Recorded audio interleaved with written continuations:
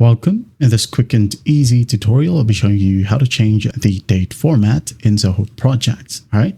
So first up, you'll log into your account, and at the top right, besides your profile, here we have the gear icon that says Setup.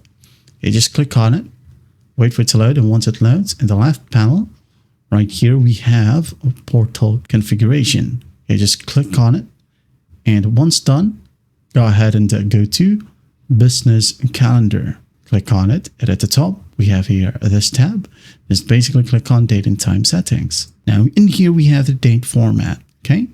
So by default, it is set to month, day, and year. If you want to change it, just click on the drop down, and here we have a ton of formats, okay? Just select one and change the time format as well if you want to, be 24 hours or 12 hours.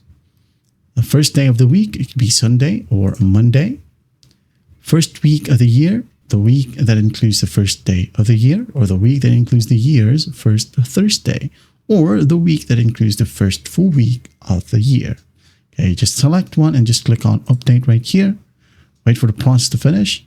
And it says here, updated successfully. Well, you're good to go. I hope this video helps, and I'll see you in the next one.